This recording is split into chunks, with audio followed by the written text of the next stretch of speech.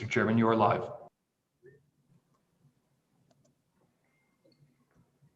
Okay, good morning, everybody.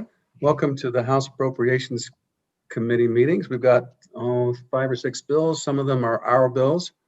And so we anticipate getting through the other bills fairly and taking up those first. So, and just for those who are interested, we had Local Government House Bill 50 listed on our agenda.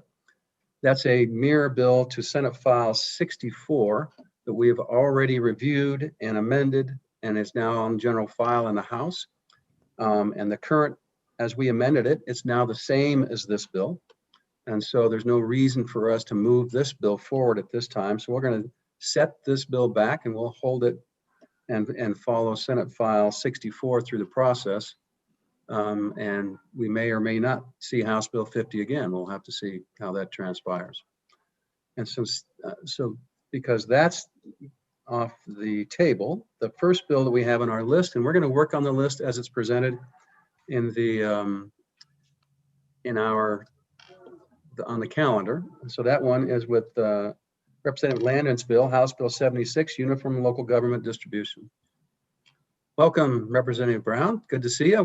We don't want to take you too long. We know you're sitting in a education meeting right now. So yeah, please proceed. Thank you, Mr. Chairman. I've got dueling monitors going on right now with different committee meetings going. So I do appreciate your indulgence on this bill. With that being said, I will dive right in.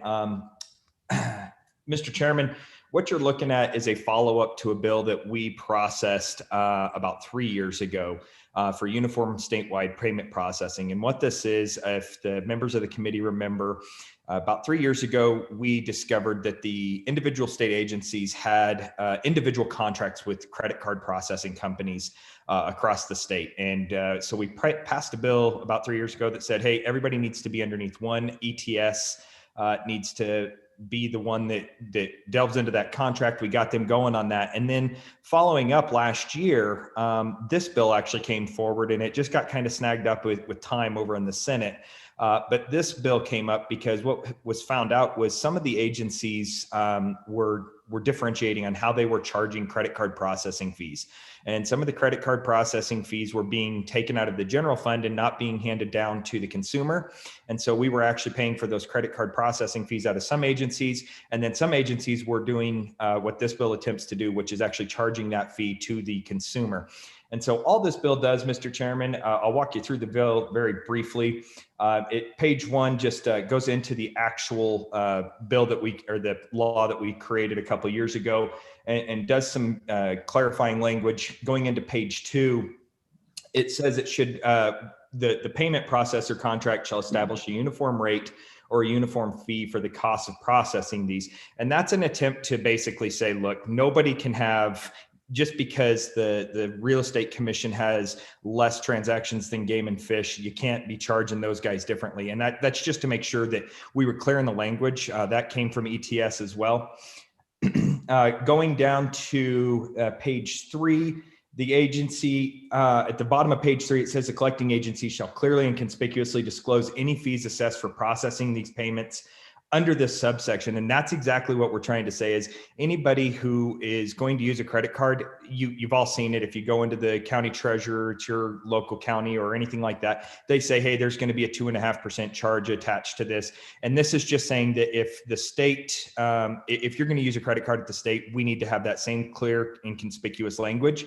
And then that language goes down into page 4, which gets into a little bit more of the information as far as like negotiable paper and what kind of information we're looking at here. I will tell you, Mr. Chairman, one of the things that I came across after this bill was introduced is I was contacted by a couple of smaller agencies that actually are statutorily required to have their fee structures encompass any fees like this that would be inside of that. So like the one that comes to mind is the real estate commission. They actually charge an annual fee for their real estate license. And that fee actually encompasses any types of fees that would be in this. And so since they have they're all I'm trying to think, special fund, they're not a general fund agency. Those guys, they contacted me and they said, hey, well, if we actually have the person pay extra for this, we are actually double dipping on this. So I actually have a proposed amendment, and we'll get to that when we come to it. But I will tell you that I do know that the Real Estate Commission and a few others may be testifying in regards to that. And I'm prepared to bring an amendment to basically say that we're talking about credit card processing fees, and not any other payment fees that are out there, such as when anybody transfers. It's basically like the indirect cost rate that we pay with the federal government. These smaller agencies already pay a conglomeration of fees to the treasurer when they do these types of transactions. So Senator Brown, have you made that your amendment available? Because that's, and are you going to make it today so that everyone can see it, to see who fits and who doesn't? Mr. Chairman, I do not have that. I'd be more than happy to bring that in committee of the whole myself if you would like. It's really just a clarifying amendment. It doesn't actually change the intent of the bill. What it does is it basically just says credit card processing fees. And I believe that Ms. Urbakite may be testifying, if she's here, that her and I have worked that language out. She may have the amendment drawn up, but I doubt it. But Mr. Chairman, I'd be more than happy to bring that forward at committee of the whole. Okay. Please proceed. Mr. Chairman, that's the bill. Representative Schwartz. Yes, thank you, Mr. Chairman. Representative, nice to see you. So I just want to make sure that the fees the credit card companies are going to charge us are going to be a conglomeration, because my personal experience in private business, the way they set the rate is based on how many credit card charges you use on an annual basis and the average amount. And that percentage would vary actually from year to year. They would keep recalculating it. So we're getting one bulk rate from the credit card companies. Is that correct? Mr. Chairman, that is the intent of this bill. And I will tell you that has been part of the hang up with ETS is the development of this contract. But that is the intent of this bill, is that this will be a flat rate and there will not be that variability, that we will be able to have a set rate. And that was the intention behind the original bill. That's actually, there's also some clarifying language in this bill to reinsure that that's exactly what we're trying to do as well. Representative Larson. Thank you. Representative Brown, last year I ran a bill that was a little bit similar, but I think that there may be some differences, and that's what I would like to clarify with you, which allowed those vendors throughout the state who are selling game and fish licenses to the public would now be allowed to use credit cards, and that fee, of course, is assigned to the that fee is assigned back to the consumer, as you pointed out. But that's different than the agency using a consumer credit card. That's a private business who is supplying the state agency service doing it. And so they're not impacted. I just wanted to clarify that, and correct me if I'm wrong.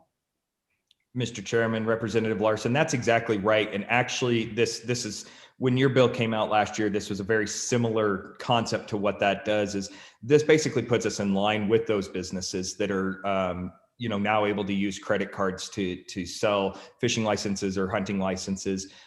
They are certainly not going to take that credit card processing fee into their bottom dollar. They're going to pass that on to the consumer as well. And that's exactly what this bill is doing for the state, is anytime somebody uses a credit card to pay a state for a permit, any type of a license, any type of a fee with the state. If they use a credit card, we're not going to take that out of our bottom dollar from the state. This is just going to be passed on to the consumer, and they're responsible for those charges. Thank you. Representative Stiff. Mr. Chairman, Representative Brown. So on the fiscal note, it says that there's no significant fiscal impact, but it sounds like there really should be some positive impact to the state from this bill if adopted, right? Mr. Chairman, and Representative Stiff, that's a good point. And what's interesting out of this is this came from the state auditor's office, as well as coming out of ETS. What was interesting when I saw the fiscal note coming through is it's not the same information that I was originally told last year. Last year, I was told that the estimated impact on this could be as much as $2.5 million a year. I don't know that I believe it would be quite that much, but I also don't know how many credit cards are being used to pay for certain permits that are based on anything out there. A lot of these businesses, that do major business with the state are paying by check. So this isn't a large sum of money, in my opinion. However, you think the amount of fishing licenses and hunting licenses with the Game and Fish, just for instance, there's going to be a substantial amount of money. So I was kind of shocked that this one did not have that. And actually the bill was drafted late last year, so it did not get a fiscal impact statement. So I don't have a direct number here, but I would guess that it could be upwards of $1 million would be my suspicion. So, and I take it, how does this, the original draft had Game and Fish in it. Now it's just agency. So how does this impact Game and Fish or Whiteout?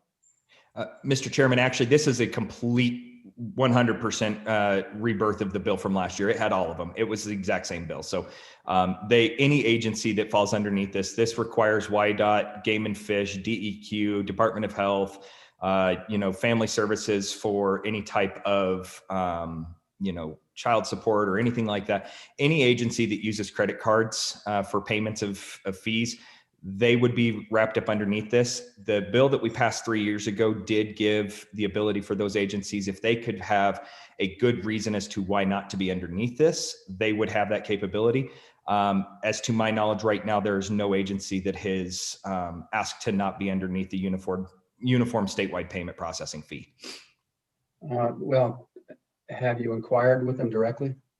Only through Game and Fish. That's the only one that I've actually been dealing with. And that one was actually, what was really interesting about Game and Fish is when that was going on, that's actually where I had found out that even different offices with Game and Fish were doing it differently and charging and not charging. So they're the only ones that I have spoken with about this.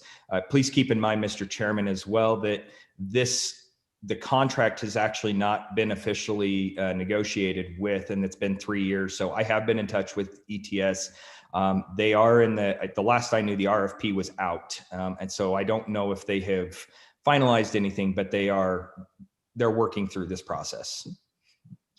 And so the ultimate savings would go back to the agencies.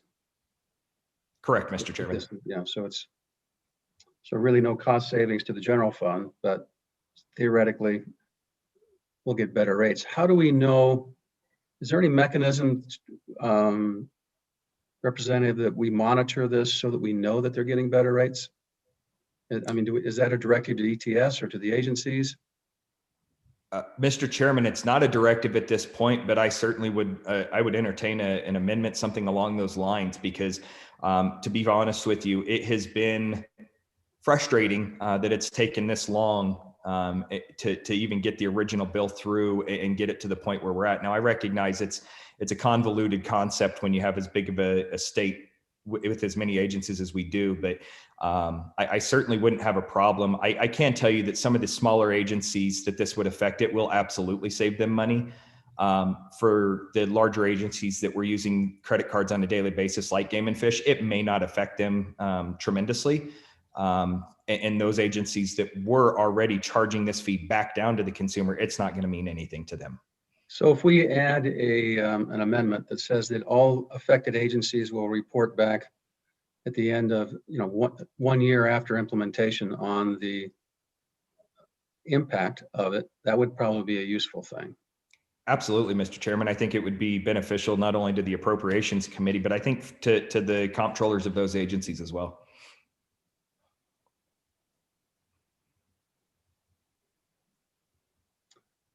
So, Marilee, would you just take a note of that, and then we'll work with Representative Landon and perhaps have an amendment in that regard that either can be what's the committee's pleasure? Do we want to work on anything like that now, or do we want to just move forward and have one of us or Representative Landon bring an amendment on committee of the whole? What's your preference? Representative Larson?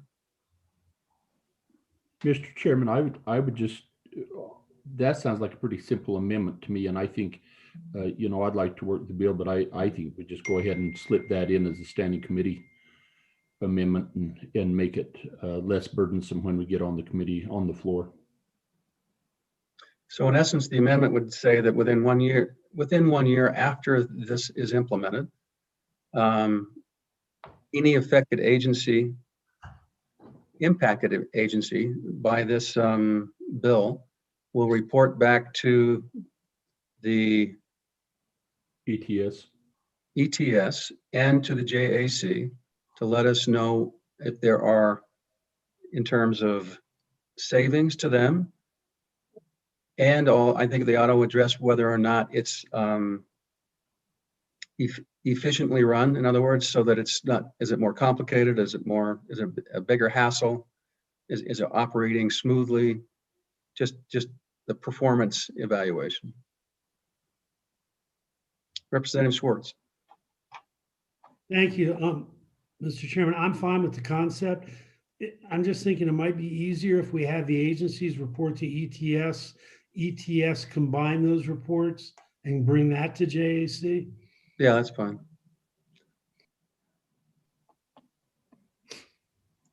And so while we're doing this, Landon, why don't you give us your amendment?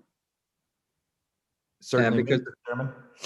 You can just email that to Ryan or to Mary Lee, because we're not going to be able to kick this out because we're going to have to read the amendment before we pass it out.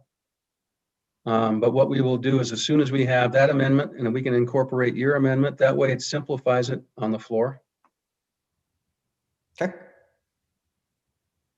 Because I'm just trying to think of time and efficiencies for all this stuff. Certainly, Mr. Chairman, my amendment would be extremely simple. It is literally, if you go to page 3, line 20,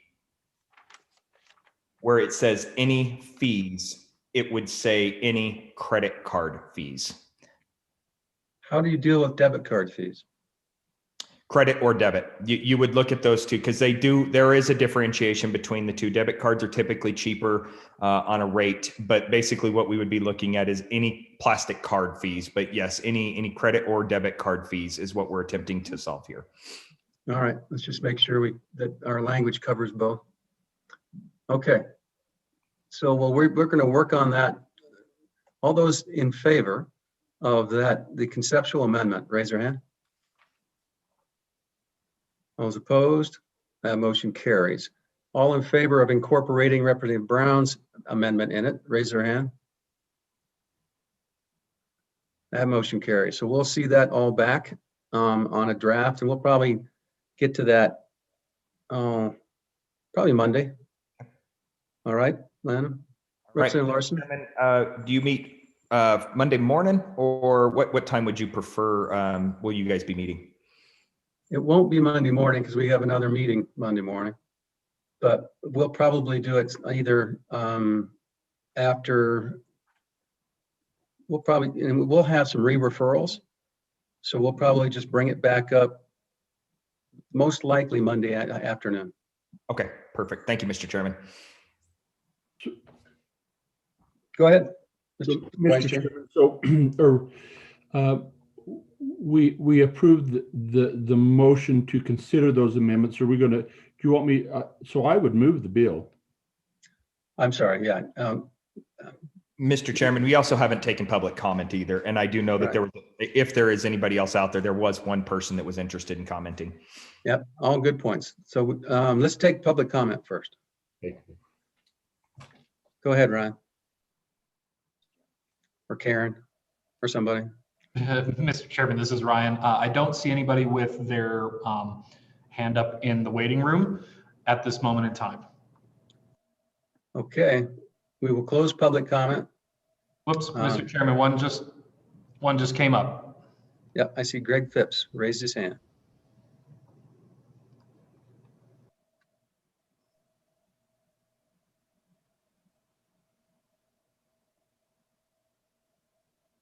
Go ahead, Mr. Phipps. You need to unmute your computer.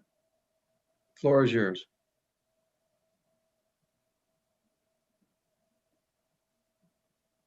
There we go. Mr. Chairman, members of the committee.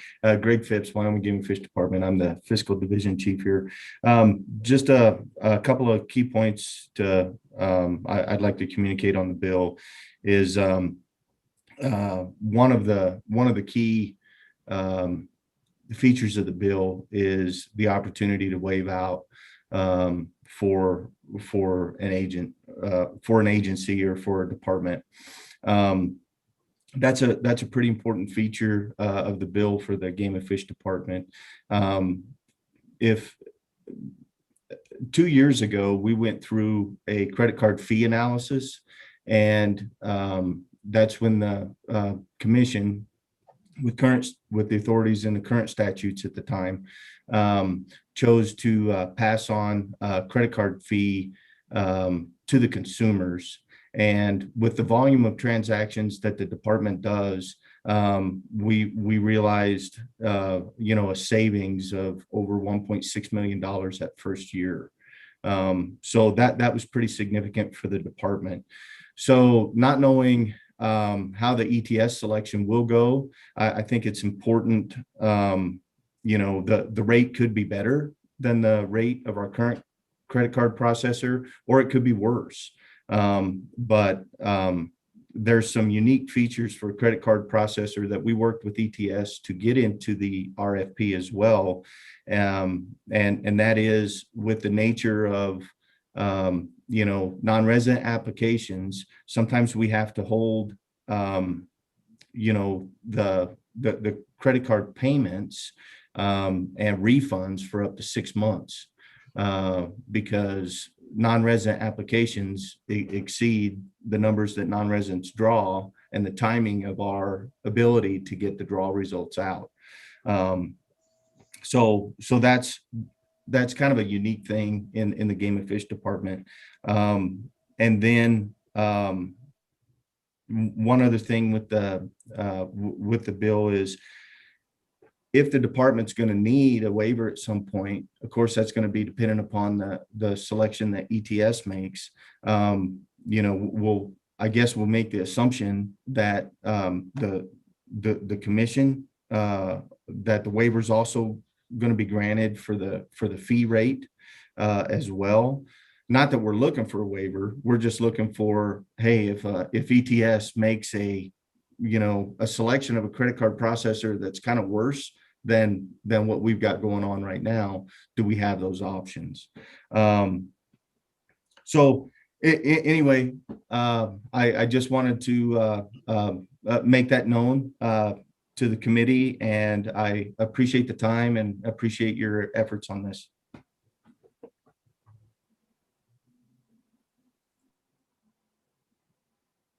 So I'm reading the language, and it looks to me like the waiver is predicated on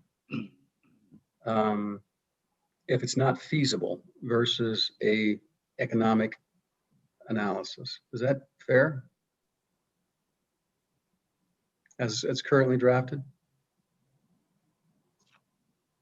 Mr. Chairman, I don't know if that question is for me or Mr. Phipps, but what I will say is this is the original language of the first bill that was passed a couple of years ago, but it was the intention that basically, I think you can read it both in the same ways, that if they have a better rate already negotiated than what they can get, they should be able to opt out. However, it's basically the petition to say if it's more feasible economically and or it just does not work, it's up to the director of ETS. And I think the language, at least in my opinion, is fluid enough.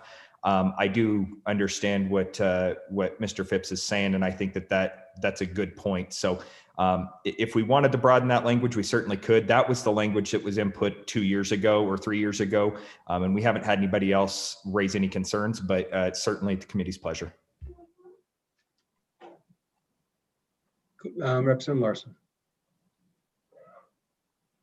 So Representative Brown, going back to the question that Representative Stith brought on, that there should be a positive impact. If I heard Mr. Phipps right, in their shift, the Game and Fish Department, to put those fees on the consumer rather than absorb them in the department, they've realized $1 million in the first year, that perhaps the the estimate of $1 million plus a year is probably reasonable. Is that fair? Mr. Chairman, that's exactly my thoughts on it. That's exactly how I see it.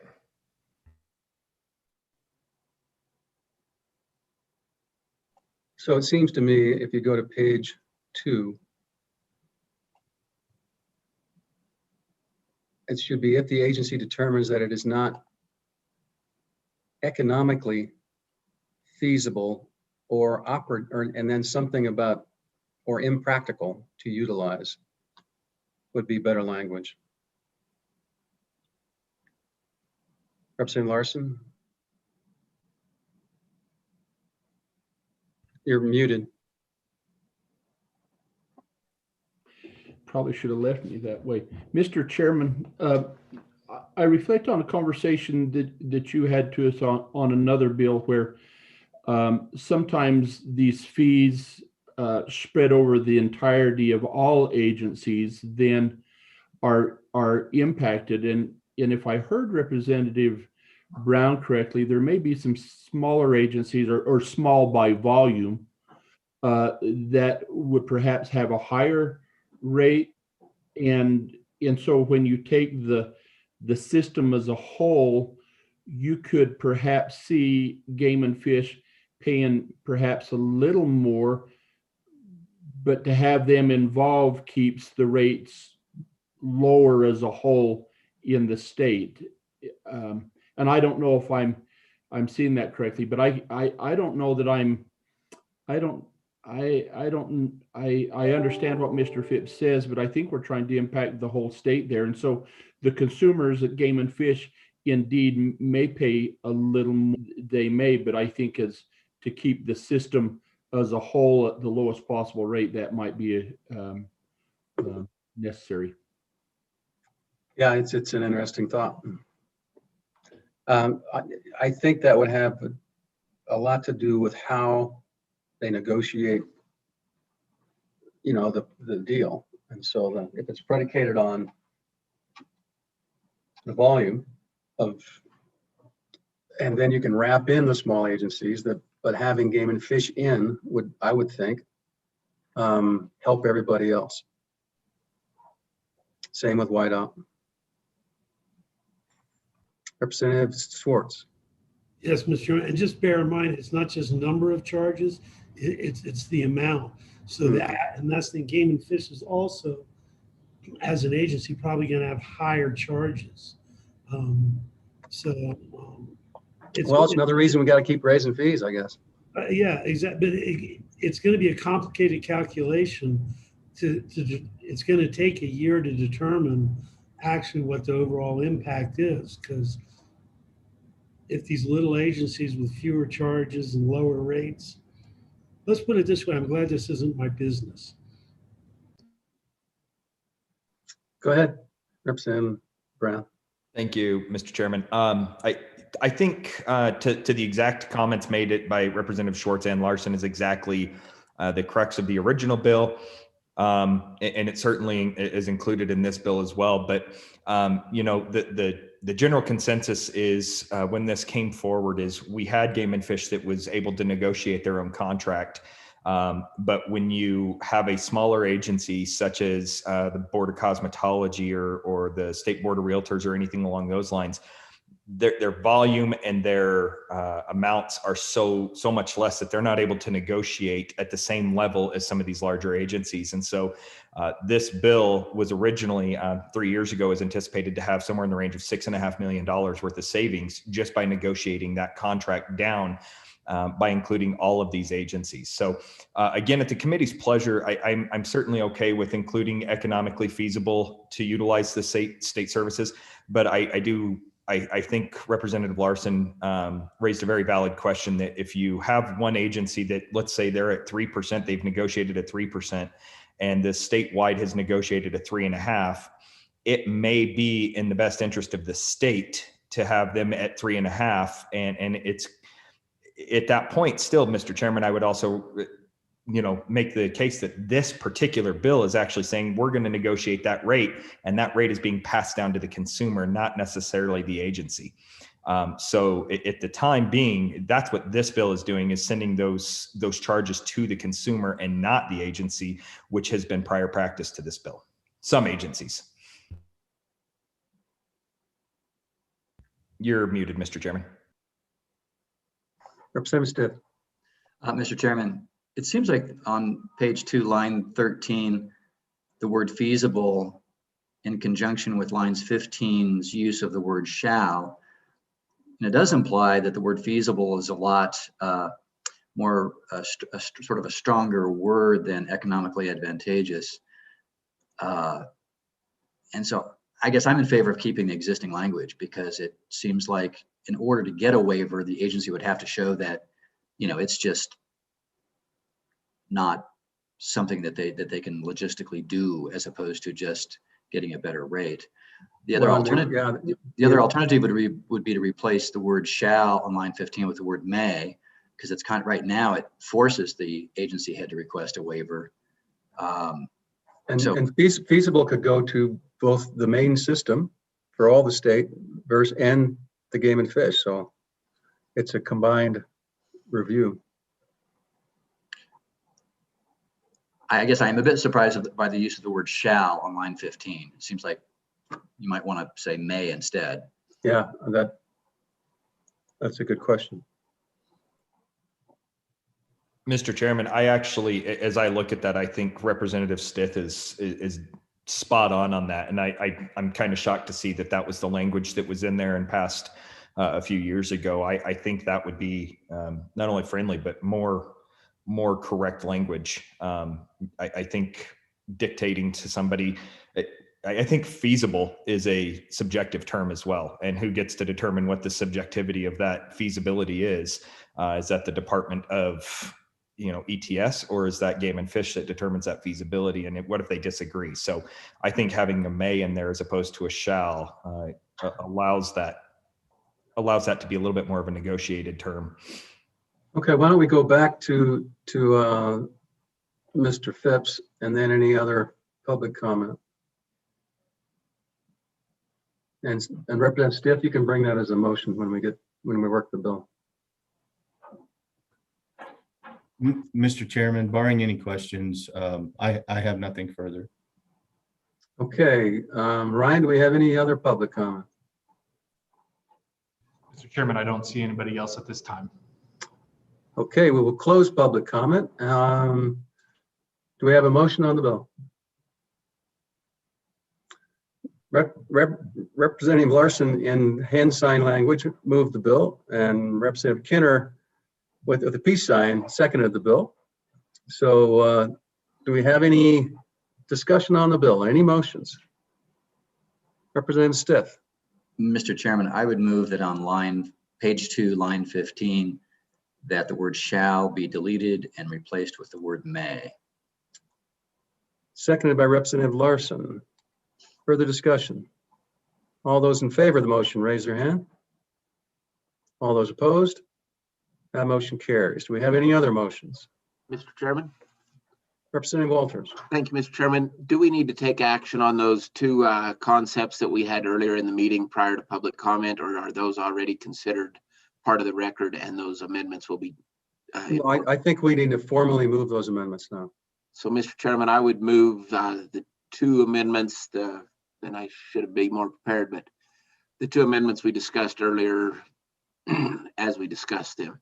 Karen, do you have those? Representative Brown will provide his written one, which he's already explained to us, and then we'll wordsmith if we get a draft from you.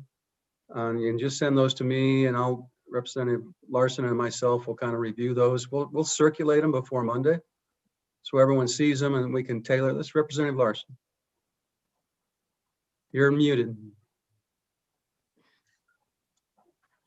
Sorry, Mr. Chairman, I'll get better, maybe. So, Mr. Chairman, I would just, to that point on page 3 on line 20, after any, I would insert new language, credit card or debit card fees. And then that would take care of the Brown amendment. Okay, moved by Representative Larson, seconded by Representative Stiff line 20, page 3. Everyone understand the amendment? All those in favor, raise their hand. All those opposed, that motion carries. Any other amendments? So, Mr. Phipps, would you please kind of review this language again? If you have any comments on what we discussed in terms of any type of a waiver or what those considerations are, do a little homework this weekend, and we will welcome your comments either via internet or suggested language or comments, and then we take this back up again on Monday. So with that, any other actions? So we will not vote on the bill itself as amended today. Representative Brown, thank you for your help and your presentation, and we'll talk to you again on Monday. Sounds great. Thank you, Mr. Chairman. And Ryan, let's make sure that, let's post that we'll reconsider this on Monday after adjournment, even though that, along with any re-referrals. And it's just a continuation. We don't necessarily have to post it, but we'll do it as a courtesy. All right. So now we are 2 down and 4 on the list. Mr. Chairman, hang on one second. This is Mary Lee. Hello, Mary Lee. Hello. Okay, so let's go back to the First Amendment, which was the conceptual one that you were talking about, the within 1 year of implementation of this bill. Remember that one?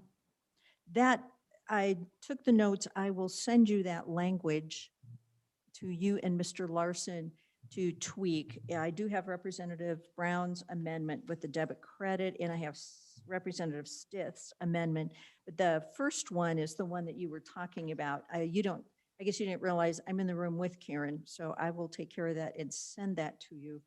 And we're not going to vote on anything, right?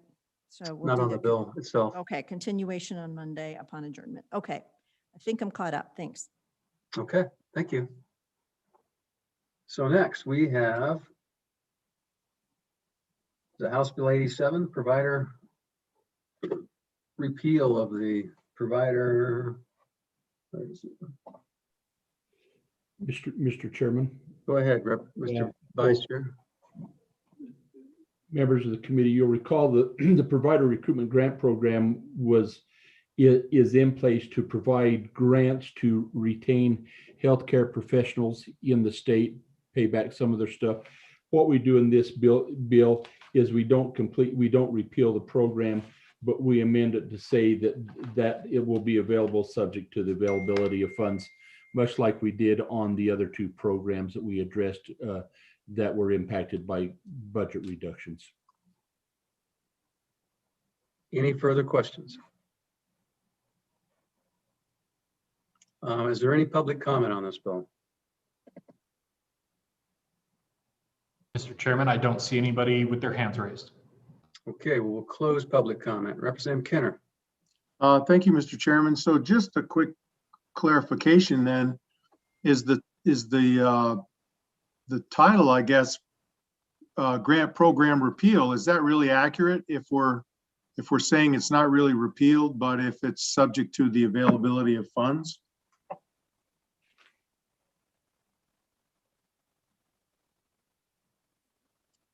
Mr. Chairman, I think it's a dual title. It's the grant program and a repeal, because in section 2, we do have a couple items that are repealed. I see that. I think we're okay. Okay, just wanted to make sure. Mr. Chairman, my apologies. This is Ryan.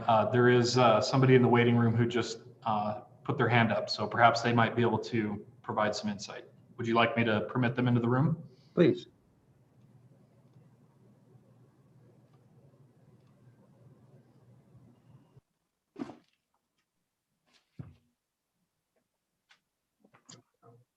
Welcome, Ms. Pena.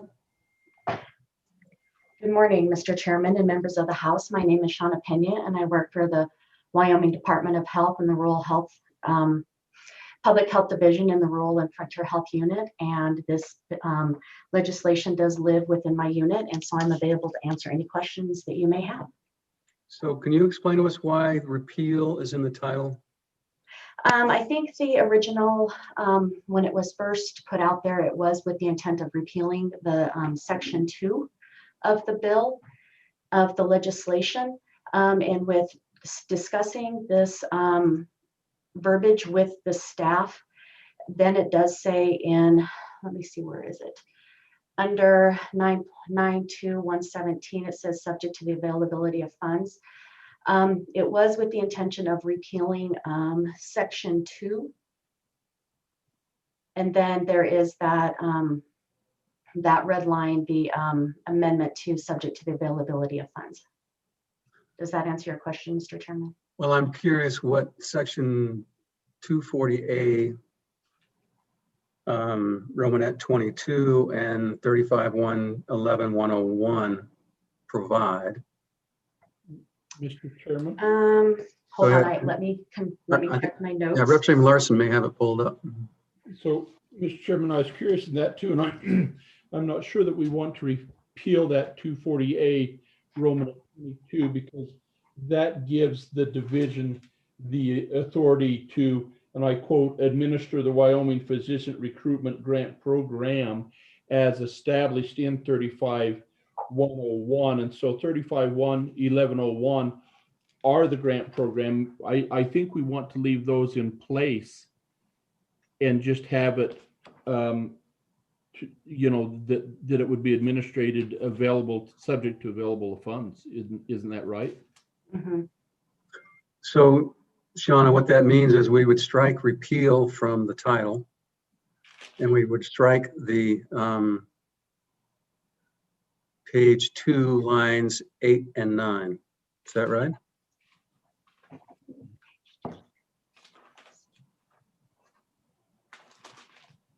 I apologize, Chairman Nicholas. I'm not seeing where the lines 2 and those 2 lines you were talking about. That's page 2, lines 8 and 9. That's section, and that 8 and 9 reads section 2, Wyoming Statute 35.1.240A, Romanet 22 and 35.111.01 are repealed. Mr. Chairman, that is correct. So we'll strike that and we'll modify the title. So Representative Larson?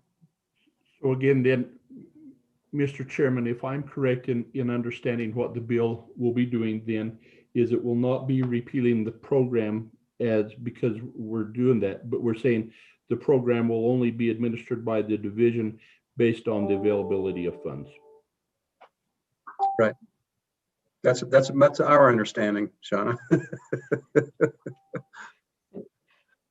Mr. Okay. Chairman and Representative Larson, that would definitely save that program and give us the opportunity to, you know, if funds are available, to offer the program if funds are available.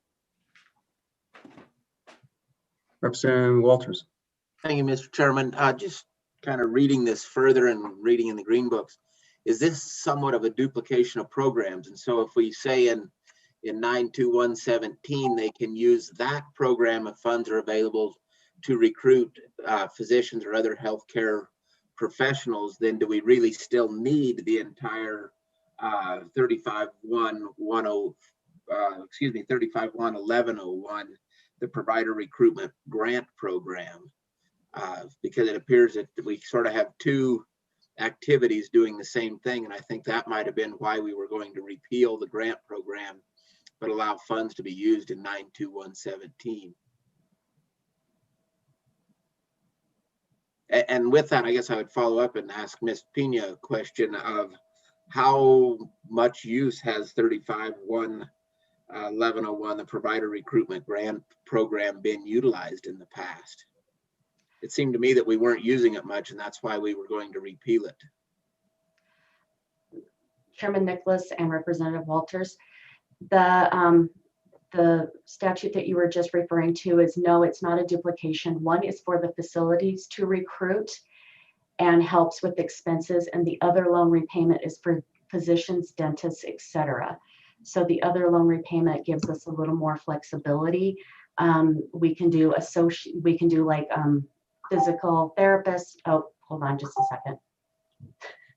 Sorry, I also have one of my staff members that runs the program that's also trying to make sure that I'm understanding the programs completely. But no, they are separate programs. One is for facilities and one goes directly to the actual physicians and dentists and everything. So the facilities, for example, would be for the hospitals or the rural health clinics, whatever facilities do decide to apply for those. So they are two separate programs. In my recollection is there was testimony that a few of the providers around the state were using it, and I think there was $200,000 or $300,000 over a certain period of time that was used to do it. They're just not going to have those funds available as they do, I mean, in the current budget situation. But if for some reason our budget situation changes, then they can make application for those recruitment benefits again. Is that fair? Chairman Nicholas, yes, that is completely fair and is correct. Representative Larson? No, I think I'm good. I think your point is right on. Okay. So any other, go ahead, Representative Walters. Apologize, Mr. Chairman, but a little follow-up. If we don't repeal 35-1-1101, then that program will still be funded, because the only place we're saying subject to the availability of funds is in the 92117 program. So, or that I can see, and it's a quick read of the other one, but I don't see where we say anything about availability of funds. And so do we need to further modify, have another section that talks about 35-1-1101? If we want to keep the program in place, but limit its ability to spend funds and to funds available, we have to make a larger change than just removing the repealer. So here's what I'd like to do. I think that's a good point. We need to cross-check that. And so we'll need someone at LSO to do that review for us. And we'll need, Shauna, we're going to want your agency to do the same thing. And we'd like any proposed amendments that if we need to go back into that statute, just let us know. And in email, you can email me or Karen. Representative Larson. Yeah, and so thank you, Mr. Chairman. And LSO and Shauna, if you go to that 35-1-1101 and go into B, in the second sentence, if you put subject, insert subject to availability of funds, up to 10% of the funds may be used to advertise for provider recruitment, may take care of that problem and keep it in there. And then, you know, that will give us a chance to go back and review that when it comes back, Mr. Chairman. But I think that's where maybe Representative Walters can look at that too and see if I hit that in the right spot.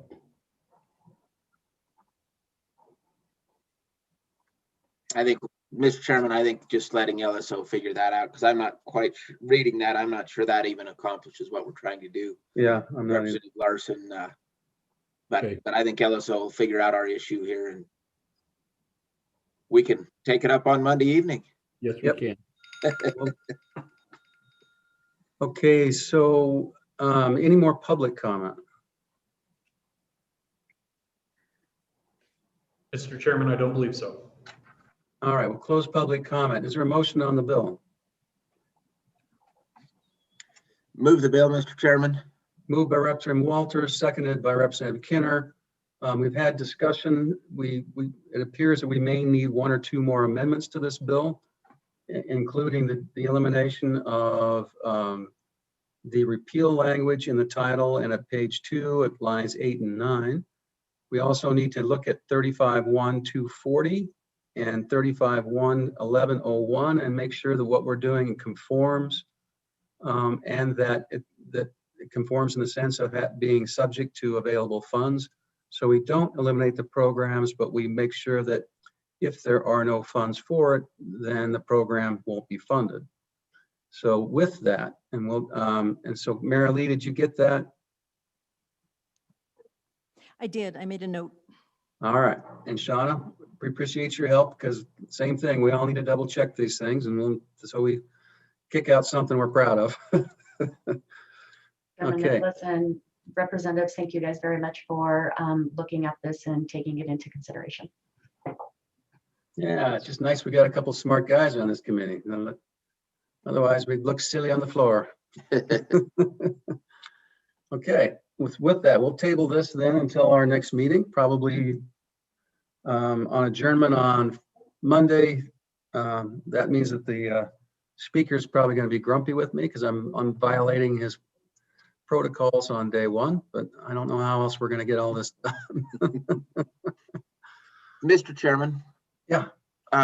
With that for the presentation of this Monday afternoon or whenever we take it up, maybe if we could have Mr. Richards or someone else from our budget fiscal side, because I think this bill came out of our budget discussion, so they may be able to fill in some gaps on why and what we were trying to do, since it was a month ago we last discussed it. Yeah, fair enough. I think my recollection is that they said they didn't, Department of Health said they didn't have the money to do it. This was one of their cuts.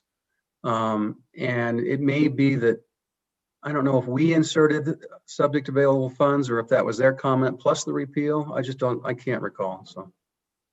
So Chairman, I think that Representative Walters brought up a good point. The subject availability of funds was in a different program. That was in that 9.2, that Title IX section. The repealing of the provider program was the ones that was being repealed. And I guess the discussion that we just need to finalize on Monday is, do we indeed, maybe we do end up repealing that program? Yeah.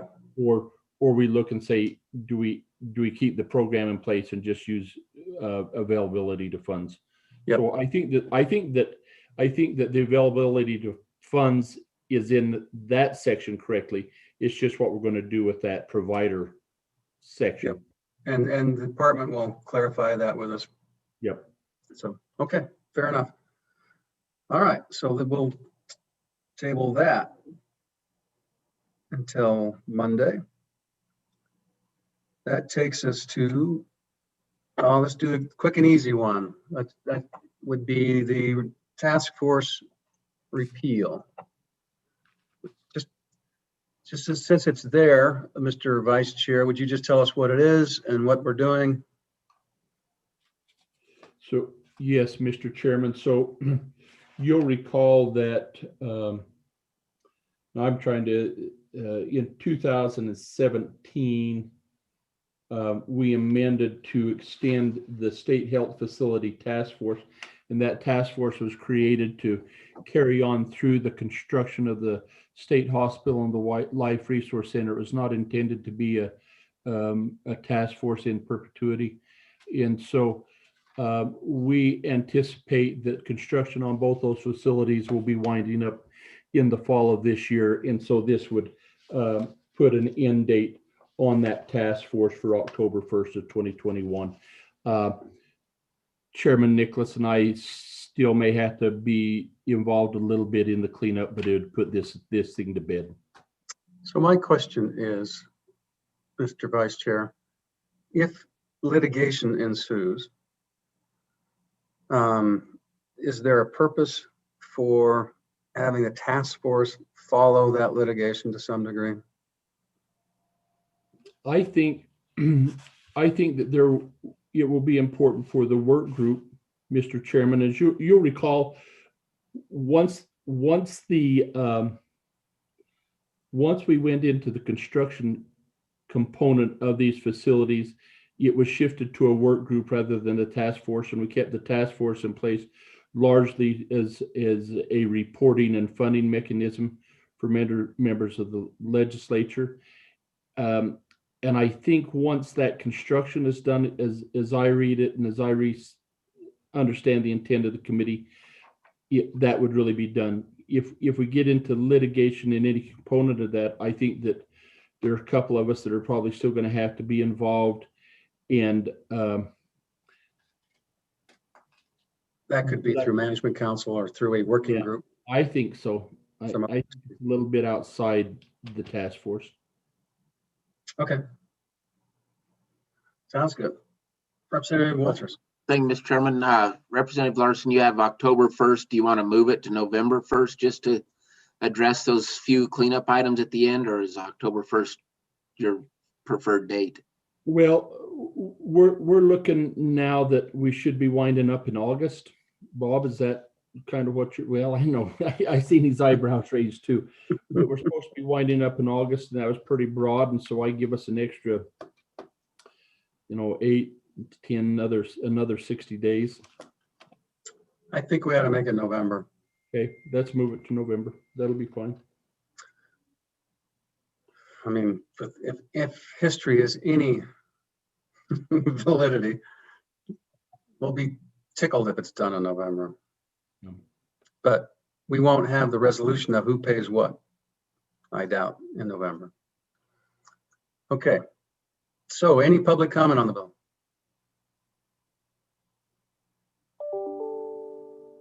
Mr. Chairman, I don't believe so. Okay, we'll close public comment. A motion on the bill. Moved by Representative Kinner, seconded by Representative Walters. Discussion on the bill. Do we have an amendment? Representative Walters. Thank you, Mr. Chairman. In both locations on page 2 and again on page 3 where the date is specified as October 1st, I would make a motion to move that to November 1st of 2021. Is there a second? Seconded by Representative Kinner. Discussion. Seeing none. All those in favor, raise their hand. All those opposed? That motion carries. Okay, any other amendments to the bill? Question on the bill. Question on the bill. Roll call. Mr. Chairman, do you want me to leave it open for Representative Simpson when he comes back? Sure. All right, Representative Kinner, Aye. Representative Larson, Aye. Representative Schwartz, Aye. Representative Stith, Aye. Representative Walters, Aye. Chairman Nicholas. Aye. I think that was an aye. Aye, yeah. Okay, next on the agenda, House Bill 107, Retirement Efficiencies Disbursement Methods. Do we have Representative Henderson available? Mr. Chairman, I just admitted him into the room. Welcome, Representative Henderson. Good morning, Mr. Chairman, committee. Good to be here. Okay, tell us a little bit about your bill. Thank you very much. I have the privilege of bringing House Bill 107. And what this does is it amends the statute to enable the auditor and the retirement system to work together to identify opportunities to use to minimize the number of money transactions and transfers, to simplify the business operations, and to make payments under the authority of an approval of the auditor with a legal review by the Attorney General to make payments. This will have benefits in many ways. It's my understanding that we have representation from the retirement system and the auditor's office if need be. But I can walk you through the bill. On page 1 is the standard title, catch title. Page 2 is really where the meat of the bill is. And it's making a change to 91402 relating to the auditor's duties generally. And as it says there, not to reiterate, but it provides for the auditor to review and approve, subject to the legality and review of, the Attorney General, to make these alternative disbursement method payments. Representative, what's the crux purpose of the bill? Okay, the crux purpose of the bill is this efficiency was identified in 2017 in connection with the Government Efficiency Commission study that was done for our state. And it was a recommendation from that efficiency study. And so the crux of the bill is that it helps generate additional cash, given the time that the earnings are lost during the transaction timeframes each year when we make these payments. As you know, the retirement system in the fiscal audit reports 12 days in one case, 18 days in another of opportunity to capture those additional earnings. So my question is, Representative, is that, as I understand it, and I think there may have been a bill brought back at around that time,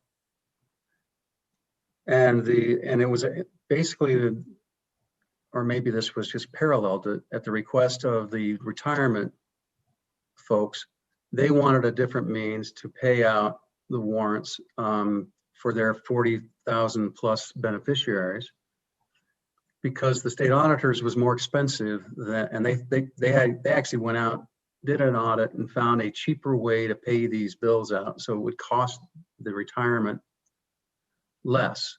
Yes, But my recollection of the testimony was, and this was, I'd like to just find out if it's accurate or not. The testimony was that the state auditor testified that that was perhaps correct, but if we took the retirement out of the payment system, then that would increase the cost to everybody else for the operation and maintenance of the current system they had to issue all of the checks to all the state employees. And so we said, well, everyone needs to understand the impacts on everybody else. And the conclusion was that by keeping them in the state auditor's current system, it helped all of state government keep the cost down on what those warrants and the checks that went out, all the disbursements for the entire state. So my question is, Representative Henderson, is, am I barking up the wrong tree, or does that ring a bell to you? well, I remember some discussion about that, about the time that the initial draft of this report came out, the efficiency report, and I do think there was something about that. That didn't come up in this current time frame in terms of my research and contact with the retirement system and the auditor. In fact, the auditor just a day or so ago said that they especially like the language in there about the Attorney General, which I think is a very important control mechanism. As you know, the current statute requires that such payments are only made by warrants, and there is a certain amount of cost associated with those. Now, of course, this depends upon an interest rate of earnings, and that can't be guaranteed. But my understanding is it's pretty much like you and I making an electronic transfer, having the option to make an electronic transfer rather than writing a check, and it could make the process more efficient. But no, additional cost with regard to what you had just went over, sir, it wasn't brought up during my review. I was asked to look at this, and I did, and I looked at the efficiency report and the specific pages where this recommendation was made, and I've provided a one-page information piece for the committee. I think it's pretty straightforward, but if you would like me to do additional checks, sir, I'd be more than happy to do that. Well, we're hoping that the auditor and the retirement folks will clear up the smoke. I mean, we just want to make sure we understand the full ramifications of what we're doing. So, yeah, I don't know the average. I don't know the average cost per transaction currently. Representative Stitt. Mr. Chairman, thank you. And for Representative Henderson, as I read the language on page number, well, it's the very first part of the bill where we have the red language underlined, and it provides the state auditor may approve an alternative to the use of warrants drawn by the state auditor for the disbursement of retirement system benefits. Does the use of the word may there then give the state auditor the choice to say to the retirement system, well, thank you very much for your recommendation, but this is going to mess up our, the good rate that we get on our other payments, and so no thank you. In other words, if we pass this bill, is it possible that nothing changes, but the bill gives the authority to the state auditor, should the state auditor so choose, to allow this alternative method that might result in better cash management for the retirement system? Yes, exactly. Yes. That's what it looks like to me as well. Exactly. Okay, let's open this up for public comment. Anything else before we do that, Bill? No, I just want to highlight the opportunity here to make a policy decision to potentially increase the cash flow for our retirement system. That's all, sir. Okay, we have the state auditor and her amazingly efficient sidekick. All right, please, welcome. Thank you, Mr. Chairman. You mean my boss. She keeps me along. Mr. Chairman, I'll talk a little bit about the history, and I'm happy to have Edie or retirement systems correct me, but I wanted to sort of bring up the situation that you brought up. About 3 years ago, every single payment made by WRS came through the auditor's office as individual payments. And I just wanted to clarify, warrant means check or EFT. There's no, this isn't really a conversation about a paper check or an EFT. It's more or less the same for this. There's no distinction there.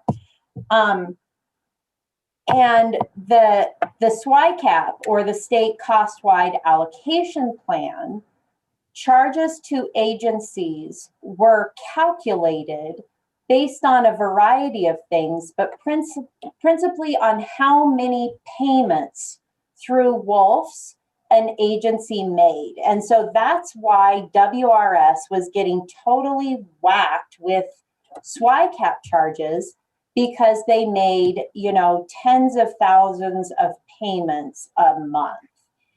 And so that, and in complete disclosure, this happened before I was here, so I'm doing my best with the knowledge that I have.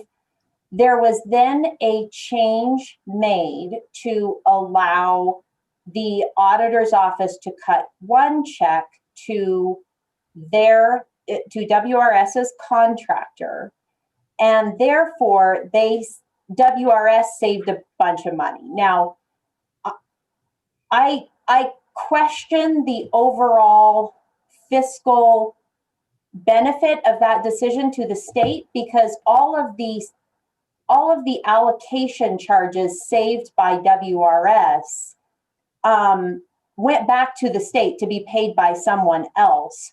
Plus, WRS had to then pay their contractor. So if you look at it from WRS's standpoint, it was a great benefit to them financially. From an enterprise level at the state, it was not. In retrospect, it may have been better to reallocate SWICAP costs based on a different parameter that was more equitable to WRS than what happened. But all of that is water under the bridge. And please, Director Swindell, correct anything that I may have stated wrong there. In regards to the current bill, we are not supporting or opposing the bill for a couple of reasons. We don't want to put out any indication that we would be guaranteed to approve or deny a proposal that they put forward. We would evaluate that very carefully and make a good decision based on that. Our concern is not so much financial. Our concern is more the integrity and the accuracy of our comprehensive annual financial report, which we have to do. The prior change that I just discussed created some unintended consequences for the CAFR. And so every time we move information outside of the statewide accounting system, it gets stickier to bring it all back in. Now, WRS has been great about working through those problems with us, but that's why we're not, that's a long way of saying why we don't, robustly support, but we also don't oppose the bill. As Representative Henderson said, we really do like the language about the AG. We think that's a very important component. Mr. Chairman, we do have some concern on page 2, line 8, it basically says that the state auditor shall supervise the use of any approved alternative disbursement method to ensure the safekeeping of funds and that disbursements are made appropriately. I'm happy to try and do that, but Mr. Chairman, it feels a little bit like after the fact, I'm supposed to be supervising WRS's daily operations, and it feels a little bit like liability without control. So that would maybe be the only concern that I express with that bill, is that little d, Romanet 2. And Mr. Chairman, I'm happy to answer questions as we move through this discussion.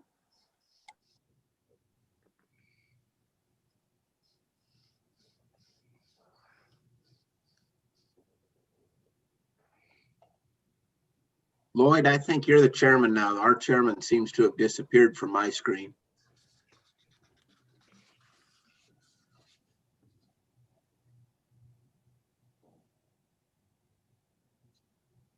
And you're muted. I'm muted.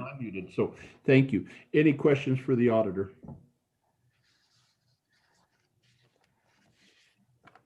Actually, Representative Schwartz, please.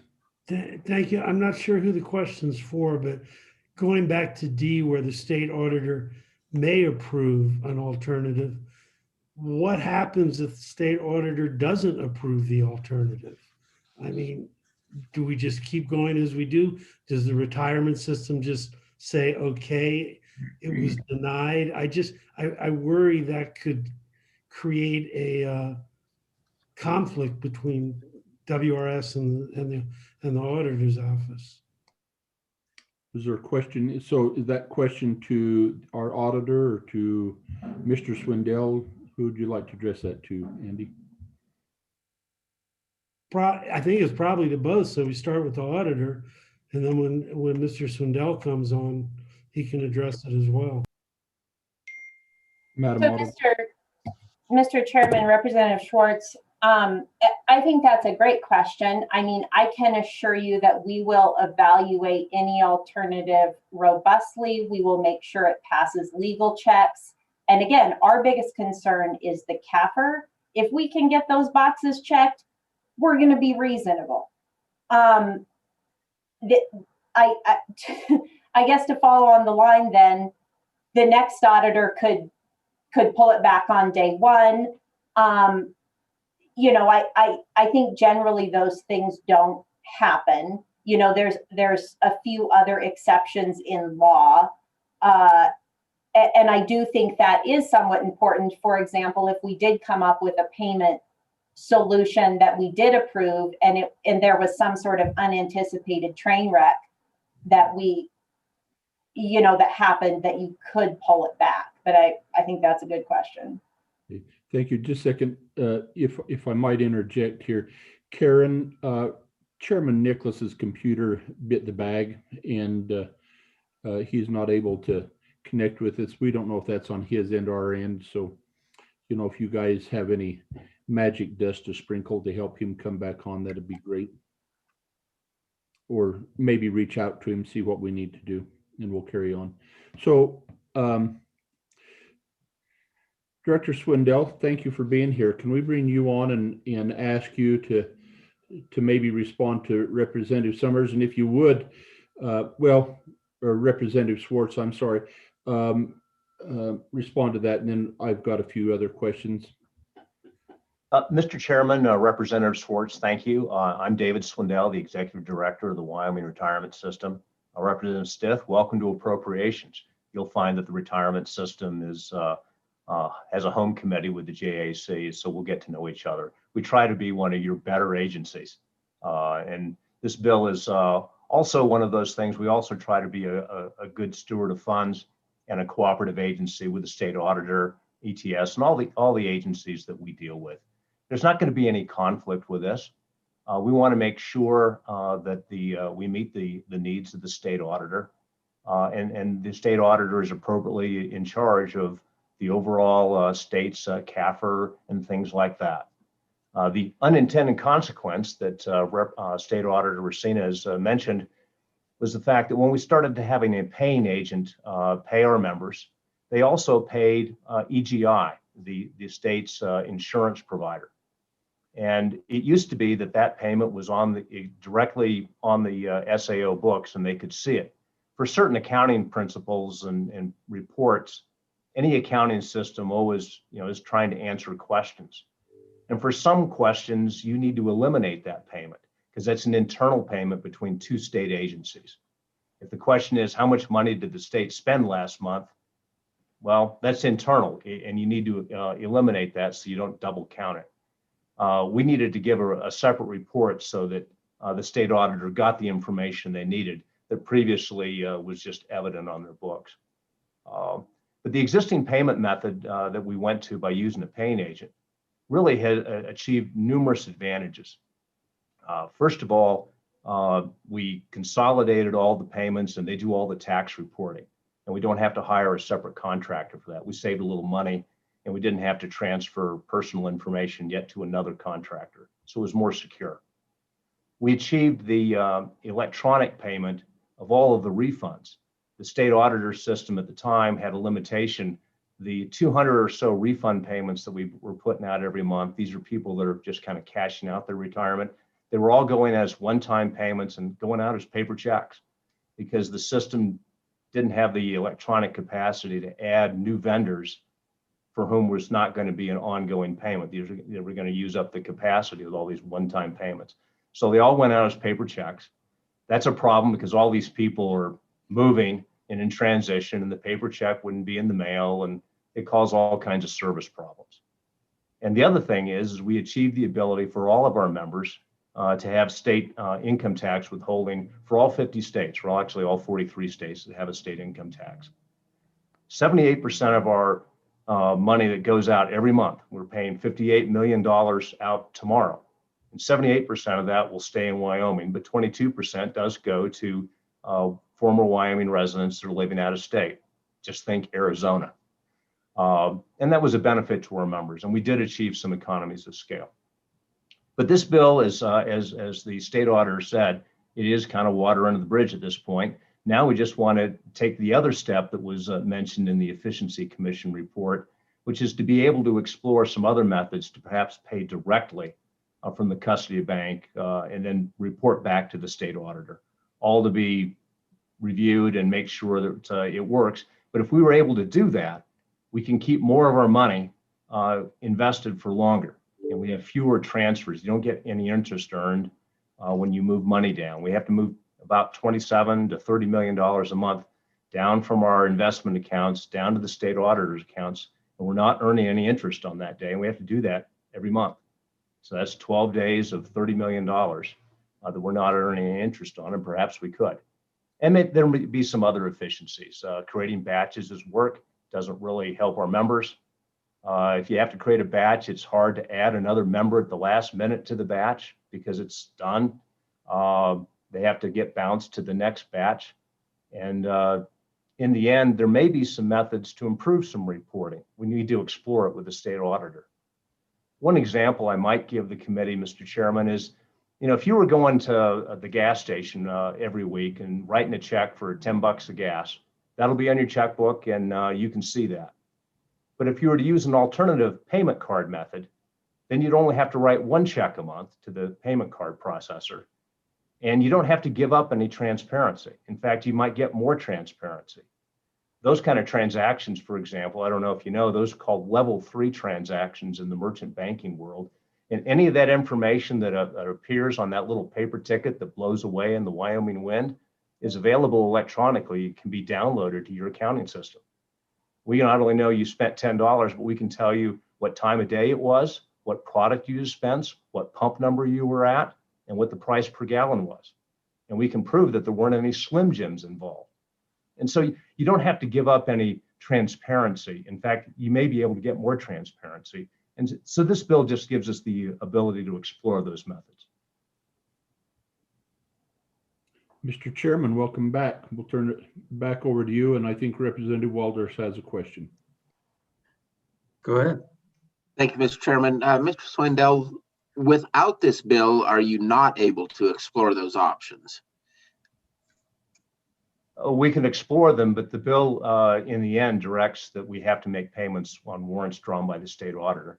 And that wouldn't necessarily be a bad thing. I would remind the committee that the bill doesn't necessarily change anything. And if that's the case, then we continue as we are, and existing methods do work well enough. But we might be passing on some possible efficiencies that were recommended by your commission. Representative Larson. Thank you. And thank you, Mr. Chairman. And Director Swindell, we heard Auditor Racinas point out on page 2, starting on line 8 there, that Roman 2 about the requirements then of the state auditor kind of after the fact. Do you read that any differently than she does? And this isn't, and I'm not trying to pick a fight because I know she'll win, but if you'll, I just want to make sure that if you guys are reading it the same there, I think that if it is the same, I think that it's a legitimate concern. Mr. Chairman, Representative Larson, I tend to agree. I don't have any objection. Sometimes I think I need all the supervision I can get, and certainly the state auditor has been a great partnership. So I don't have any objection to the language. This was advised language by the LSO attorneys that drafted the bill. I don't think it's absolutely necessary and could be eliminated. I don't think it's necessarily harmful either. In the end, we're supervised by ETS, we're supervised by A&I, we're supervised by the governor, and so I don't have any problem with the language. Although I do kind of agree with the state auditor's general principle that you don't want to be assigned responsibility for supervising something that you don't have any real control over. Those things should be commensurate. But in the end, we're still required to work with the state auditor. And so I don't think it's a problem, but I think she makes a point. So follow up, Mr. Chairman. So if I understood her, she does have a problem with it. She kind of thinks that we're giving you the authority then, or we're taking supervision or oversight from her that's being handed back down through the retirement system to pick out a system. Then she's required to come in and make sure that you're doing it, that it's being done accurately. And that seems a little wonky to me. I think if she's going to subordinate that responsibility to the retirement systems, it seems to me then would be responsible to follow through. Then the retirement system report back to her on the integrity or the accuracy of it is. But I don't see that in that Roman 2. Mr. Chairman and Representative Larson, I could certainly agree with that. And if the committee so moved, that language could be stricken from the bill pretty easily.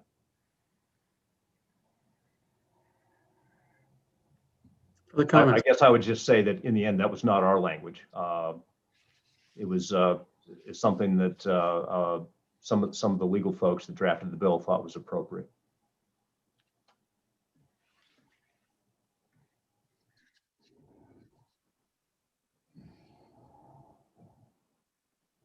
Go ahead, Clark.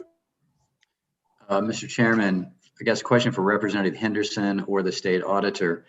If we delete lines 8 through 11 and on page 2 and make other conforming changes so that it's grammatical, does that create any problems for you, Representative Henderson, or Madam State Auditor, that changes the intent, the meaning, or the effect of the bill? Madam Auditor, we'll direct that to you. Mr. Chairman, Representative Stiff, I think we like that. There's other statutes that give us the ability to supervise should we want. My concern would be this, to me, like I said, feels like there's an expectation that I'm over there every month in their business, making sure their contractor doesn't release PII of retirees and things like that. So and again, the reason I like this bill and that I think it's so, if it's a train wreck, it can be revoked. I would have no intention of doing it otherwise, but in short, yes, I would be okay with that. Got your Representative Schwartz, but I'd kind of like to go back to Representative Henderson. This is his bill. Are you seeing a problem after hearing that discussion there, Representative Henderson, if that language disappears? Mr. Chairman, Mr. Vice Chairman, I don't see a problem with it. Listening to the comments, I would suggest the opportunity may exist for the director and the auditor to get together and to make sure if we needed to include that language to facilitate the comfort level in terms of the process. This may be an opportunity, but I have no problem with deleting. I think the core of the bill, in answer to Representative Stith, I think the core of the bill is there in the top part of page 2, line 1 through 6. So, and I would be glad to follow up on that amendment, sir. Representative Schwartz. Thank you, Mr. Vice Chairman. I'm just curious then on Romanet 2, what we actually want is the retirement system to report to the auditor's office to ensure that regarding the safekeeping of the funds and that the disbursements have made appropriately. I mean, we want some check on this, or maybe they report to JAC, but it seems to me the intent of that section, that we don't want to just get rid of it. The feedback. So, Matt, so I'm going to take that comment, Madam Chairman, and turn it into a question to you and ask, did I not hear you say that there were provisions in other statutes that provide oversight for this type of stuff? Mr. Chairman, Representative Schwartz, and I may have my legal counsel chime in, but I think we're adequately protected to have the authority to get what we need for the CAFR. State agencies are required to provide us what we need. So I guess my opinion is I don't think we have to have that reporting function in statute, or at least in this statute, because they already have to provide us that information. Great, thank you. Real ugly findings from the auditors that they don't like very much. Mrs. Troutwiner, are you going to agree with that? I can't hear you. We don't take sign language. We want to hear you. Mr. Chairman, Representative Larson, Representative Schwartz, yes, I agree with the auditor's analysis of that section. Well said. Thank you. Director Swindell. Mr. Chairman, Representative Larson, just to echo what the state auditor and Edie Troutwine just said, there's an example of that on page 3 of this bill, because you can look at the existing language that's not changed by the bill. But if you look at lines 19 through 23 on page 3, it says that all disbursements from the account shall be accounted for in accordance with the uniform state accounting system, or in a manner approved by the state auditor or state treasurer as provided under Wyoming statute 9-4 or 214. That's an example of the language that's already in state law, and none of that changes with this bill. Okay, thank you. Representative Schwartz, give a thumb up. Thank you. Any other questions? Or I see you, Mr. Chairman. Are you with us again?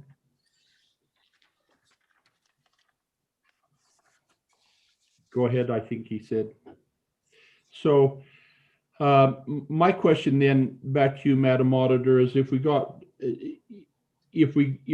rid of that language from on page 2 that we just referred to, that Romanet II, does the rest of the bill seem palatable and appropriate? Mr. Chairman, yes. I think that was sort of the only part that gave us a little pause, and we're being conservative in that read. But yeah, I think we're comfortable otherwise. And Mr. Chairman, I would just maybe publicly thank the retirement system for contacting us early and often and pulling us into this discussion, because they could have just done it without that. So I appreciate the collaboration. Okay. Any other questions? Mr. Chairman? No, please proceed. I don't want to do this on the phone, so when my computer, obviously my internet here is going goofy, so I'll let you run it till I'm secure. Well, I think, Mr. Chairman, then I think what we'll do is there anybody is to take any further public comment? Ryan, is there anybody else out there that we've missed that would like to speak? Mr. Bleakley, you're here with us with beautiful background of any comments that you'd like to make? Yes, thank you, Chairman Nicholas and Vice Chairman Larson. I'm Mike Blakely, the Deputy Director of the Wyoming Retirement System, and I'm just here in support of Director Swindell and as a backup if there were any other questions that came up. So I don't have anything additional to add, but nice to see all your faces. Well, thank you, Mr. Bleakley, and I'm telling you, I look at the backups. I don't know. You've got your fight cut out for you, Mr. Bleakley. So okay, let's Mr. Frost. Do we have anybody else in the waiting room?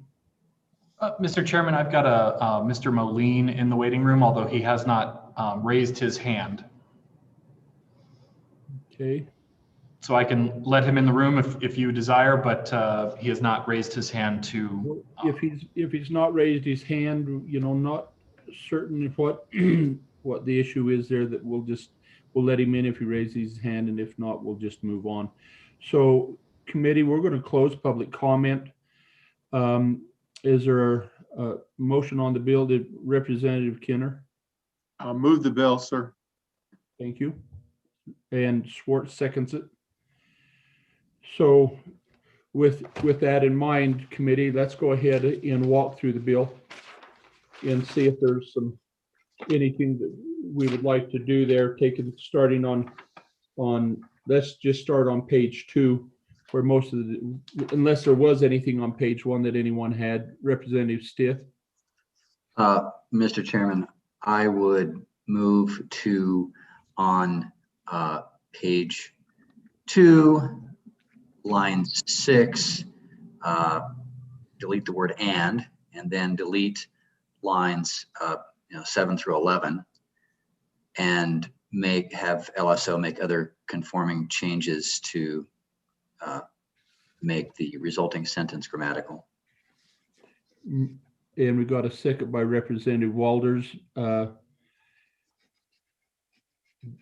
Mary Lee, do you have that? Is that clear to you? Yes, I do. Thank you. So we have a second. Is there any discussion on that amendment? Representative Henderson, this your bill. Any concerns with that? Thank you, Mr. Vice Chair. No, I don't have a concern with that. As I said, I listened to Representative Schwartz and the other comments, and we may want to look at, I'll talk more with Representative Schwartz to make sure that he's comfortable. But I agree that there's some concern expressed that I heard, and I'd like to follow up on that separately, but I'm good with this. Thank you. Any other conversation, any other concern on, or any other discussion on the amendment? No. All in favor of the amendment, raise your hand. Any opposed? Looks like that passes. Okay, at the bottom, moving on from the middle of page 2, anything else on the remainder of page 2? Switching over to page 3. Are there any changes there? Or likewise on page 4? Page 5. Is there a question? Representative Kinner?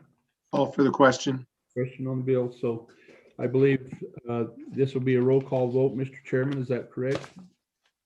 So As amended. As amended. Mary Lee, I think you take the roll. Yes, sir, I'm ready. And I will again leave it open for Representative Simpson. Please. Representative Kinner, Aye. Representative Schwartz, Aye. Representative Stiff, Aye. Representative Walters, Aye. Chairman Nicholas, Aye. Vice Chairman Larson. Aye.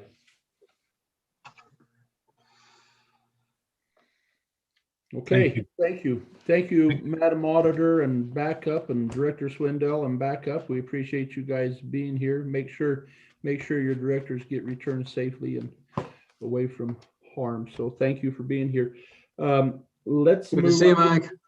See you, Dave. Thank you. You very too, much. Representative Nicholas. Thank you all. So, Mr. Chairman, I'm going to hand it back over to you. I think we're on our Yep, we're on Senate File 50. Senate File 50, the last bill. So, what I want to do is just have a general discussion before we move on, just to talk about this bill. So, this was a bill that came rather quickly after, I think, from the joint from the Ag Committee. And most of it came, I think, this year, as opposed to the prior committee. And it's an attempt to garner some COVID dollars for the benefit of livestock and farmers. What the general concept is that perhaps when in my discussions, particularly with the minerals chair and a few others, that the system that was set up by us back in May and how it was implemented by parts of the executive side made it very difficult, or could in certain situations difficult for ag providers to demonstrate impacts and then thereby qualify for certain of the COVID dollars in the COVID CARES Act 2020. And so this was an attempt to assist those, perhaps to some degree, to reapply. And there's a couple different issues with this, and this body and the House and the Senate JAC is going to be confronting this issue through the rest of this session. And I've had some discussion with leadership about it. And that is, if we have kind of a willy-nilly bills that show up with all requesting a certain amount of dollars out of not only the COVID-1 dollars, I'll call them, but also any other COVID dollars, or CARES Act, basically it's CARES Act 1, CARES Act 2. And I'm talking about the current bill, which is roughly, as it came out of the US House, $736 million roughly to state of Wyoming, and an additional 230 some odd dollars to cities, towns, and counties. So for a total of over $900 million, and the allocation of where those funds are going to be expended. And my response to leadership, both on the House and the Senate side, formally and informally, and to the Chief Executive Office in our meetings and leadership, is that it is premature from my standpoint that we take bills like this that could use the COVID-2 dollars, or in other words, the bill now that is currently before Congress, and just start pasting who's going to get it and how much they're going to get before we actually see the bill and have it passed and know that what the parameters are, know how much it is, and then once that happens, and it would appear now that may happen in the next 2 or 3 weeks. We don't know. The most recent information is that the House Republicans or Senate Republicans are steadfast on a couple different issues, and now there are procedural mechanisms being implemented by the two parties to see if they can get it with 50 votes or 51 votes, or if they've got to do something different, and whether or not they're going to have to negotiate or this thing is just going to plow through. And we don't know that yet. But what we do know is that it won't be signed by the president for at least a couple weeks, and that it takes anywhere between 4 to 6 weeks at the earliest to get the Treasury guidelines on exactly what the act of Congress says and how it's to be implemented. Meaning that we won't know for sure where these dollars can be distributed until we're probably after we're adjourned. And because that is a high likelihood of probability, my comments to leadership has been, we ought to defer and postpone at working these bills unless we modify language, and wait till we see how many bills are out there, what the demands are. And because if we pass one of these and then we pass another one and do that without evaluating all the needs, for example, let's just take the round 3 cuts that we did to the Department of Health, round 3 cuts to other different agencies. You got UW and the community colleges. If we don't line up all of the impacts and then have a full and kind of a complete assessment of where the greatest need is, who was most impacted by COVID, and you know, and let every legislator chime in on their understanding of that, as well as the agencies and as well as the public, to know where this money can be best distributed, we would be remiss in just doing first come, first serve with these dollars. And so with that regard, we have a couple different options on how to deal with this particular bill. We can work the bill, modify the language that removes any future CARES Act, subject to further consideration of the Joint Appropriations Committee or the body as a whole. Or we could strip the dollars from this. We could limit it just to CARES Act to $1, and the possibility that the FEMA dollars that we now estimate to be anywhere between 600 to 800 million, and they think that those might be the low end numbers of additional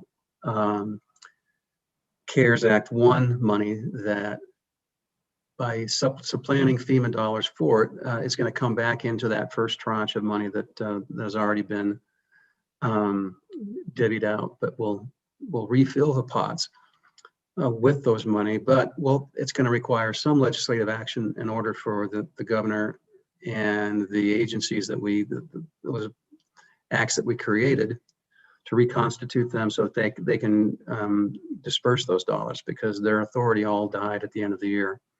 Other than the bill that this body's already been working for the 20 million, but that only deals with specific funds that are already in the kitty and not new dollars. So in generally, I'd like to kind of open it up for a discussion to you, the members, to kind of fill out what I just discussed and your understanding of what my recommendations are, and your comments and suggestions with regards to that. Representative Larson.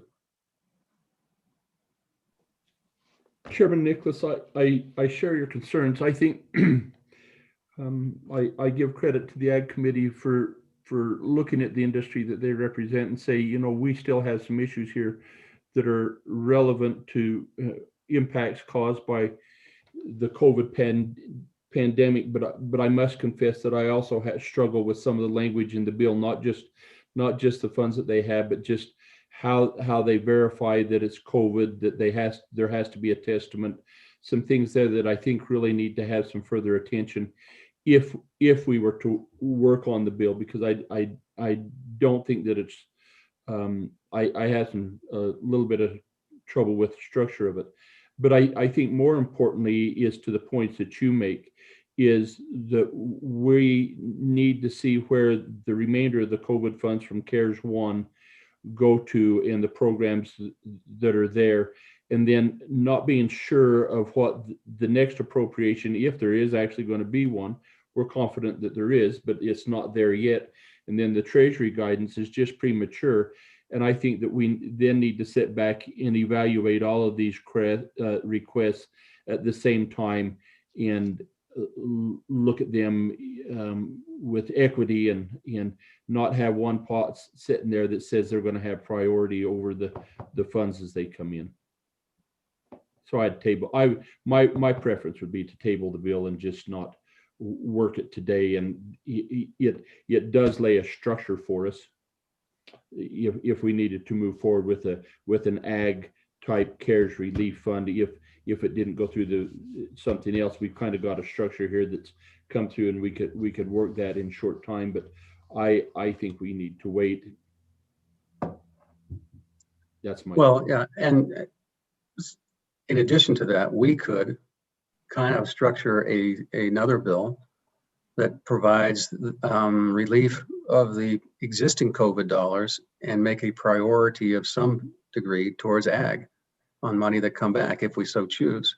And ag could do that as well. But I think the directive from our leadership is they want one committee to work this issue.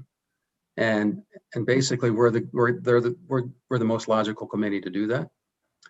Because every bill that has any COVID dollars ought to go to one source and be worked on, and then with recommendations. And it would seem to me that what we may need to do, it's going to be a little extra work for us, but we've never shied away from that, is kind of work on an overall plan of an outline of need, what information we in the legislature need to consider in order to develop an overall plan. And this is a comment that we had in the Joint Appropriations Committee just a couple of days ago. And so we requested the executive branch to present to us who all were the beneficiaries, how much they received, and all that type of information. And my understanding is they intend to present that to us.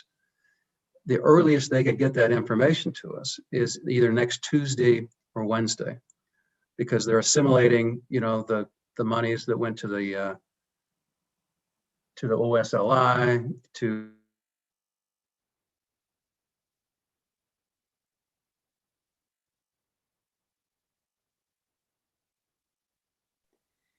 I think you went off the radar, Mr. Chairman. So till we get Chairman Nicholas back, members of the committee, I would really like to hear thoughts from the rest of you as well, because this came over from a joint committee, and I think that we need to make sure that we're covering all the bases. So any other thoughts? Representative Schwartz. Thank you, Mr. Vice Chair. I agree with what the chairman said, that we are the appropriate committee to look at the big picture in both, allocation of any funding left over and the future funding coming in. When I look at this bill, I'm not an ag person, except I have a big garden, and I'm not sure that how they've described how the money might be distributed is exactly right. But I think in general, we want the committee that deals with these things to come up with that kind of language. Otherwise, if we're dealing both with how to move the money around and also having to come up with the language, as much as we all love to work really hard, that might be an excessive burden to us. Thank you. No such thing. Yeah. Representative Stiff. Mr. Vice Chairman, I agree with all the prior comments. From my point of view, I'm interested in having more information about why ranchers or agricultural businesses generally were, less able to take advantage of the small business relief programs that were passed during the special session in 2020, and then also understand the impact of what I understand to have been the federal government's separate $14 billion program to assist agricultural businesses under the CARES Act that opened in September of 2020, and then application period closed December 11th of 2020. So clearly we want to help make sure we fairly and equitably assist those businesses who faced market disruptions. And agriculture, I'm sure, was faced with market disruptions as a result of the coronavirus. But I just feel like I don't have a lot of enough information to understand where the need is. And it does make sense not to pick out a single industry and create a special program for them, but rather to prioritize among all the businesses across the state. Representative Kinner. Thank you, Mr. Vice Chairman. Well, I certainly agree with your comments and then also with the chairman's comments. And I think it, maybe we could just set this back and keep it in our hip pocket, so to speak, but continue to look at all these other factors and then move forward when it's deemed necessary. Okay. Any other comments? Mr. Chairman, how would you like to proceed with this? We know you're on phone right now, or I'm assuming you're on phone, but give us some direction. I think you've been working with leadership. Do we want to just vote to table this, or is that something that we just can do? Yeah, I think we'll just table it. If there's a motion to table, you don't need a vote. I don't even think. I think it just tabled. I'd make that motion. All right, so we will table any further discussions on Senate File 50. I do think that we probably ought to have a little, even in a working group, let's where we can get kind of tinker or review the language itself. And so that if this bill moves forward, then it'll be in a form that that we are all, that'll pass muster of the committee regardless. But I think it's premature to do it at this point. And we as the committee will probably need to go back and look at how we want to handle our budget amendment, because we basically do the same thing, and where those dollars will come from. I know that there's another bill from our majority floor leader that basically gives discretion and I think discretionary authority and decision-making to the JAC on future COVID dollars. And so we need to look at that language. I think Ryan or someone may have that available. I had Dawn kind of grab that language if we wanted to use it today and kind of examine it. But I think it's just a deeper question. And so I think we'll table this and then we'll kind of meet independently to work through a mechanism by which we, the committee, will work these type of bills. And so we'll do that in a working group, probably Sunday, I'm thinking, just to kind of get the ball rolling. So I think that's what we'll do. And is there any public comment on this discussion? So why don't you go ahead and take back the chair, just because you're on the phone, I'm on the phone, and obviously I've got intermittent internet here. I don't know what's going on, but I'm going in and out. But go ahead, Lloyd, and take some public comment. Thank you, Mr. Chairman. Before we take public comment, I see Representative Schwartz has a question or comment. No, Mr. Vice Chair, just that I have to leave now. See you later. Enjoy your shot. I'm sure I will enjoy it. Thank you very much. Okay. Looks like Mr. Moline, we've got you with us. Farm Bureau, appreciate you being here with us on this matter. Mr. Co-Chairman, Vice Chair, committee, I don't know the correct terminology to use, but one of the reasons, as I understand it, this bill was written this way was that to allow up to $55 million to go into a fund to help agricultural producers. On the last funding mechanisms from the federal government, the reason this bill is so broad about that you have to show impact is those impacts, those documented losses were set by the federal agencies. And so to me, the way I read this bill is that we'd be able to incorporate what the federal agencies say is a loss. And so then you folks wouldn't have to do it. That's the way I read it. That's the way I understand it. For an example, it was based on when you sold animals and the market price was depressed. So you qualified for money. but those parameters were set by the federal government.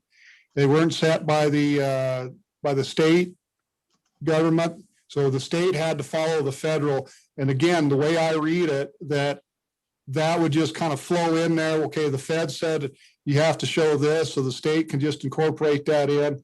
And that's pretty much my comments, Mr. Chairman. I appreciate the opportunity to visit with you. Thank you, Mr. Moline. Any questions for Rhett?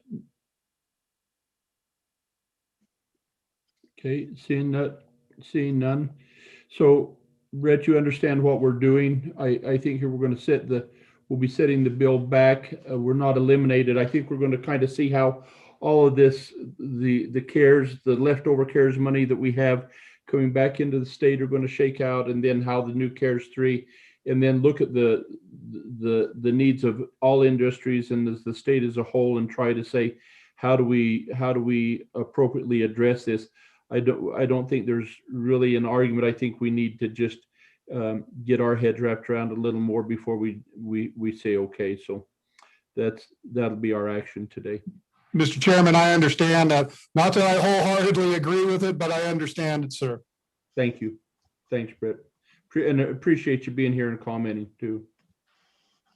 So any other, Ryan, do we have anybody else in the waiting room that would like to comment on Senate File 50? Mr. Vice Chair, there's nobody else in the waiting room. Okay, thank you. Then that'll be set back. And then, Mr. Chairman, you're still on the phone, but I think that winds us up. Yep, I think so. Was there anything else you wanted to discuss with the committee, or? No, I didn't have anything else to discuss. We'll be back in touch about getting a working group meeting together back, and we'll make sure that we'll get Evan up to speed on what we did, and that'll do it. So Lloyd, I'll give you a call shortly. Okay, thanks. Okay. Thanks, committee. Thanks, staff. We're done for the day. Oh, are you just waving, Mark, or you? Well, kind of waving, but saying see y'all in Cheyenne. Pretty Yeah. excited about that. Yeah. Okay, thanks. See you in Cheyenne.